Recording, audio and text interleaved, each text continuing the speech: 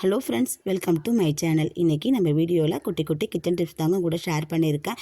யூஸ்ஃபுல்லாக இருக்குன்னு நம்புகிறேன். வீடியோ ஃபுல்லும் பாருங்கள். பிடிச்சிருந்தா சேனலுக்கு ஒரு லைக் கொடுங்க. மறக்காமல் சேனலை சப்ஸ்கிரைப் பண்ணி சப்போர்ட் பண்ணுங்கள். இப்போ வாங்க என்ன டிப்ஸ்னு போய் தெரிஞ்சுக்கலாம். ஃபஸ்ட் டிப் என்னென்னு பார்த்தீங்கன்னா, வெங்காயம் தக்காளியெல்லாம் நம்ம வதக்குவோம். உப்பு போட்டு வதக்குவோம். என்ன தான் உப்பு போட்டு வதக்கினாலும் கொஞ்சம் நேரம் எடுத்து தாங்க வெங்காயம் தக்காளி வெந்து வரும். நமக்கு சீக்கிரம் வெந்து வர்றதுக்கு இந்த டிப்பை ஃபாலோ பண்ணி பாருங்கள். உப்பு போட்டுட்டு மீடியம் ஃப்ளேமில் வச்சுட்டு ஒரு மூடி போட்டு மூடி விட்டுருங்க. அந்த ஆவிலேயே வெங்காயம் தக்காளி சூப்பராக வெந்து வந்துடும். நமக்கு அதை மூடி வச்சுட்டு நம்ம வேலைகளை நம்ம பார்க்கும் போதே வெங்காயம் தக்காளி நல்லா குழைய வெந்து வந்துடும்.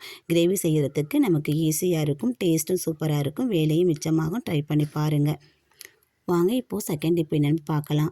நம்ம முட்டை அவிப்போம். முட்டை அவிக்கும் போது எப்போவுமே அது கூட கொஞ்சம் போல் எண்ணெய், அது கூட உப்பு போட்டு நம்ம அவிச்சு எடுத்தோம்னா முட்டை உரிக்கிறதுக்கு ஈஸியாக வருங்க. செகண்ட் டிப் என்னென்னு பார்த்தீங்கன்னா, இதிலேயே முட்டையை எப்போவுமே தனியாக தாங்க வேக வைக்கணும். சாப்பாட்டு கூடையோ பருப்பு கூடையோ சேர்த்து வேக வைக்கக்கூடாதுங்க. ஏன்னா ஒரு அழுகி போன உடல்லேருந்து வர கிருமிகளோட பல மடங்கு கிருமி தொற்று இந்த முட்டை ஓட்டில் இருக்குதுன்னு சொல்கிறாங்கங்க. அதனால் முட்டையை மட்டும் தனியாக வச்சு எப்போவுமே வேக வச்சு எடுத்துக்குங்க. சாதத்தோடைய பருப்போடைய வேக வைக்காதீங்க. முட்டையை 10 நிமிஷம் வேக வச்சாலே போதுங்க. அதுக்கு மேலே வேக வைக்க வேண்டாம். வேக வச்ச முட்டையை ஈஸியாக இந்த மாதிரி உரிச்சு எடுத்து பாருங்கள். எத்தனை முட்டையானாலும் சட்டுன்னு உரிச்சிடலாம். ஒரு டம்ளரோ இல்லை ஒரு டப்பாவோ போட்டு அதில் முட்டையை இந்த மாதிரி 2 குலுக்குனிங்கன்னா சூப்பராக முட்டை தோலெல்லாம் உடஞ்சி வெளியில் வந்துடுங்க. நமக்கு முட்டை உடையாமல் தோல் மட்டும் பிஞ்சு தனியாக வந்துடும். உரிக்கிறதுக்கு ஈஸியாக இருக்கும். நான் ஒரே ஒரு முட்டை மட்டும் உங்களுக்கு போட்டு உடச்சி காமிச்சிருக்கேன். நீங்கள் 4-5 கூட போட்டு பெரிய பாக்ஸில் போட்டு குலுக்கிட்டு நீங்கள் இந்த மாதிரி முட்டையை உடைச்சி பாருங்கள். ஈஸியாக நமக்கு உடைக்கிறதுக்கு வரும். முட்டையும் உடஞ்சி போகாது. ட்ரை பண்ணி பாருங்கள்.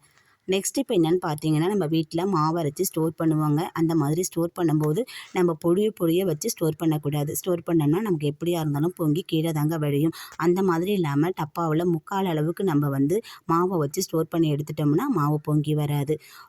2வது டிப் என்னென்னு பார்த்தீங்கன்னா, மாவு புளிக்காமல் இருக்கிறதுக்கு அது கூட 4-5 தேங்காய் பல்லை நம்ம கீறி அதில் சேர்த்துக்கிட்டோம்னா மாவு புளிக்காமல் இருக்குங்க. ட்ரை பண்ணி பாருங்கள்.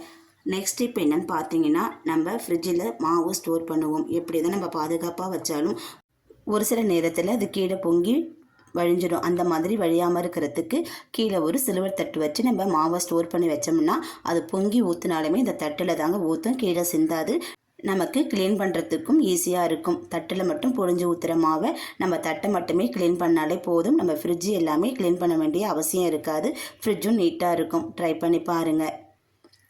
நெக்ஸ்ட் டிப் என்னென்னு பார்த்தீங்கன்னா, நம்ம வீட்டில் பச்சை மிளகாய் வாங்கி ஸ்டோர் பண்ணுவோம். பச்சை மிளகாய் வாங்கிட்டு வந்ததுமே உப்பு மஞ்சத்தூள் போட்டு நம்ம அலசி எடுத்துருணுங்க. அலசிட்டு ஒரு வெள்ளை துணி போட்டு அதில் ஈரத்தன்மை எல்லாத்தையுமே நம்ம நல்லா ஒத்தி எடுத்துடணும். எடுத்துட்டு அதோட காம்பை கிளி நம்ம கீழே தூக்கி போட்டுருவோம். அந்த மாதிரி தூக்கி போடாமல் இந்த மாதிரி ஒரு பாத்திரத்தில் தண்ணி வச்சு இந்த காம்பை எல்லாத்தையுமே அதில் ஸ்டோர் பண்ணி வச்சுக்குங்க. இது எதுக்கு பயன்படுங்கிறத நான் உங்ககிட்ட சொல்கிறேன். காம்பை எல்லாத்தையுமே கிள்ளிட்டு இது ஒரு டப்பா வச்சு இதில் ஒரு பேப்பரோ இல்லை காட்டன் துணியோ வச்சு கூட ஸ்டோர் பண்ணிக்கலாம். நான் வெறுமனையே தான் ஸ்டோர் பண்ணுறேன். ஆனால் சுத்தமாக தண்ணி இல்லாமல் ஸ்டோர் பண்ணி வச்சுக்கோங்க. தண்ணி இல்லாமல் ஸ்டோர் பண்ணோம்னா பச்சை மிளகாய் நமக்கு நீண்ட நாளைக்கு கெட்டு போகாமல் அப்படியே இருக்குங்க. இதை அப்படியே எடுத்து ஃப்ரிட்ஜில் ஸ்டோர் பண்ண வேண்டியதான். நமக்கு வேணுங்கிறப்ப எடுத்து பயன்படுத்திக்கலாம். காம்பு அப்பப்போ கிள்ளிட்டு இருக்க வேண்டிய அவசியம் இருக்காதுங்க. ட்ரை பண்ணி பாருங்கள்.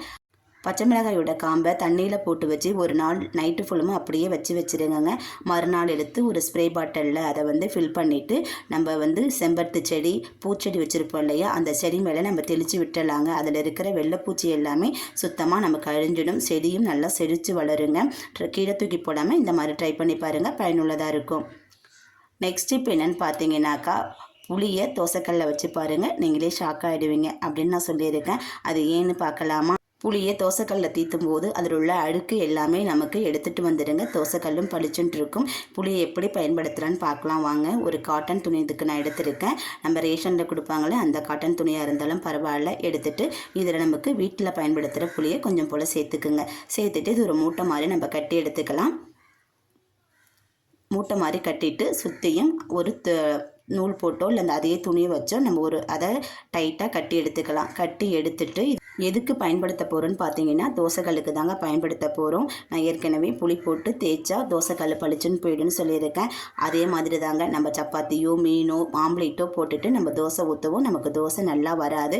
அந்த மாதிரி வராத சமயத்தில் புளி இந்த மாதிரி கட்டி எடுத்துக்கிட்டு ஃபுல்லும் தீத்தி எடுத்துருங்க. சுத்தமாக தீத்தி எடுத்தால் அதில் இருக்கிற அந்த அசடு அதுக்கப்புறம் எண்ணெய் பிசுக்கு எல்லாமே இந்த புளியோடையே ஒட்டிட்டு நமக்கு வந்துடும். நமக்கு தோசை ஊற்றி எடுத்தோம்னா சூப்பராக மொறுமொறுன்னு தோசை வந்துடும். இங்கே பாருங்கள், அதில் உள்ள எண்ணெய் கசடு எல்லாமே இந்த புளியோட ஒட்டி வந்துடும். அந்த வழவழப்பு தன்மைக்கு தோசை சூப்பராக வருங்க. நமக்கு கொஞ்சம் கூட பிஞ்சுக்கிட்டு வராது. ட்ரை பண்ணி பாருங்கள்.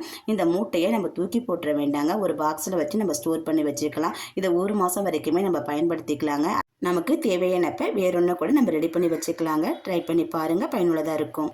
நான் சொன்ன டிப்பில் ஏதாச்சும் ஒன்றாச்சும் உங்களுக்கு பயனுள்ளதாக இருக்குன்னு நம்புகிறேன். பயனுள்ளதாக இருக்குன்னு நினச்சிங்கன்னா என் சேனலுக்கு ஒரு லைக் கொடுங்க. மறக்காமல் சேனலை சப்ஸ்கிரைப் பண்ணி சப்போர்ட் பண்ணுங்கள். நீங்கள் கொடுக்குற லைக்கு, கமெண்ட், ஷேர், சப்ஸ்கிரைப் இதெல்லாம் என்னுடைய வெற்றி பாதைக்கு வழிவகுக்கும். மற்றொரு புதிய பதிவில் சந்திப்போம். தேங்க்யூ.